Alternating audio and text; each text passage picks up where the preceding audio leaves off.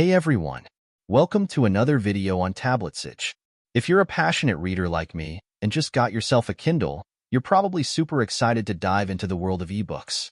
But let me be honest, my first Kindle experience back in 2018 was not as smooth as I'd hoped. But worry not. I'm here to lead you through 12 common issues you could encounter as a new Kindle user. I'll break down each issue and provide you with solutions to overcome them. New users often find themselves confused between their Kindle email and the email they use to create their Amazon account. However, these two are entirely different. The Kindle email, known as the Send to Kindle email, is a popular feature of the Amazon Kindle. It helps you put your ebooks and digital files onto your Kindle device. This special email is created when you get a new device. Every device gets its own unique Kindle email address. You can find the email address for your Kindle in several ways, such as on the Amazon website, the Kindle app, and the device itself. To access it via the device, navigate to All Settings, tap your account, search for the Send to Kindle email option, and beneath that you'll find the email address listed.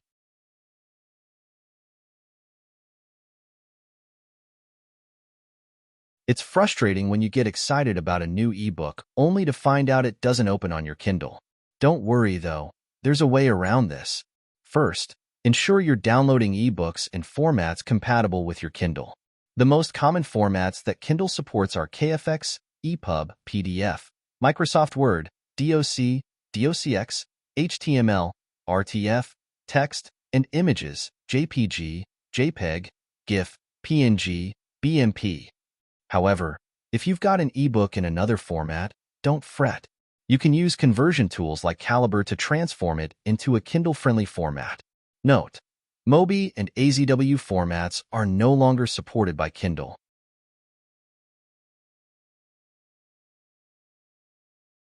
Every Kindle user, from time to time, faces a broken font issue. The first issue that I encountered with my first Kindle was a broken font issue. In broken font issues, certain letters or words appear scrambled or distorted on the screen. It especially appears when you sideload an ebook without embedded fonts. To fix this, I recommend using KFX files or EPUB files, and while converting your ebook, embed the font. You can also install custom fonts to solve this problem.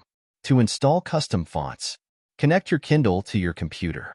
Locate the Fonts folder via File Explorer. Drag and drop your font files to add them. Kindle only supports fonts in TrueType, TTF, OpenType, OTF, and TrueType Collection, TTC, formats. Therefore, any font you intend to include has to be in one of those formats. An excellent source for free font files is Google Fonts, offering diverse options. Sometimes, after turning a page, you may see a ghostly image of the previous page remaining on screen. To resolve this issue without exiting your book, tap near the top of the screen to reveal the toolbar. Next, tap anywhere on the screen to prompt a momentary black screen, indicating a refresh. The ghost image should disappear along with the toolbar. Amazon's WhisperSync lets you switch between reading on the Kindle and accessing it on a computer or smartphone. It allows you to continue from where you left off, ensuring continuity in your reading experience. In addition, WhisperSync for voice syncs Kindle and Audible versions of books together. However, sometimes WhisperSync fails to sync content seamlessly among your different devices. If automatic syncing doesn't occur, check two things. First, make sure your device is connected to Amazon servers. WhisperSync requires a working connection, so your Kindle and other devices need 3G or Wi-Fi while undergoing synchronization. Secondly, check the sync settings if syncing still doesn't work after connecting to Amazon servers. Go to your Amazon account. Then, go to Manage Your Content and Devices and turn on WhisperSync in the Preferences tab. And one last thing, ensure that your Kindle device is updated to the latest software version. If you encounter issues with WhisperSync for voice, follow these steps. 1. Remove the ebook and audiobook from your device. 2. Close all apps that are currently open. 3. Swipe down from the top of the screen and tap Sync Device. 4. Download the title again. 5. Open the ebook for one of these titles and check if the option to play narration is available. Still not working? Turning off the Whisper Sync setting and turning it back on should resolve the issue.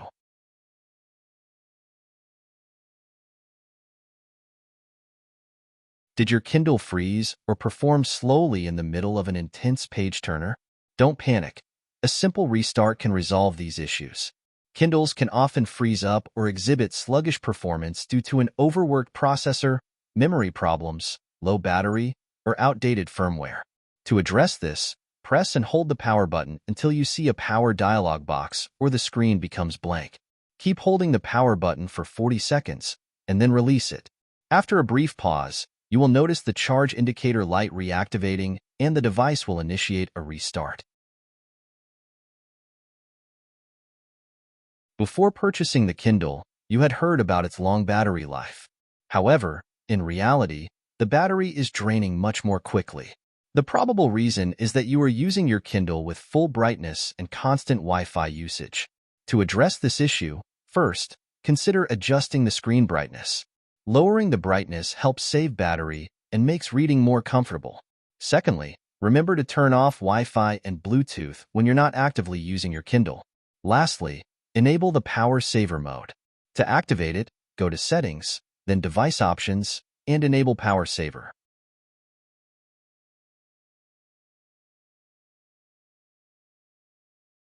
You can easily remove Kindle's annoying ads by paying a small fee, usually between $15 and $20. Just go to Manage Your Content and Devices, click on Devices, and select your Kindle. Then, under Special Offers, click Remove Offers and follow the prompts to make the payment. Simple as that.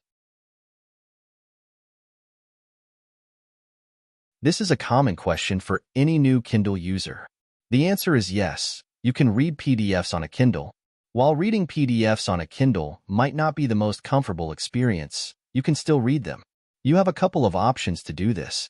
You can directly send to Kindle from your PC, and Amazon service will convert the PDF into a Kindle-readable format. Keep in mind that the formatting might not always be perfect. Alternatively, you can convert the PDFs to EPUB formats using tools like Calibre, which is a free ebook management software. This might provide better control over the formatting, but some complex PDFs might not convert perfectly. Kindle now supports EPUB files. You can send EPUB files to your Kindle using the Send to Kindle feature. However, please note that Amazon no longer supports MOBI files. After acquiring a Kindle, you will likely want to obtain a case or screen protector to protect it. But a screen protector is unnecessary for the Kindle due to its e-ink nature display. It can affect the device's functionalities, including touch sensitivity. Instead, opt for a high-quality magnetic case.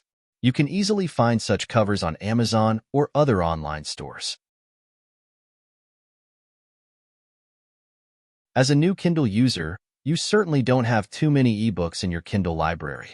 However, you can obtain free ebooks from classic to recent books from various websites. I have found the Amazon Kindle store to be an excellent resource for free books. You can find an incredible selection of free Kindle books, including recent releases, in the Kindle store. Here are a couple of other websites where you can find free ebooks in EPUB formats. Project Gutenberg, www.gutenberg.org.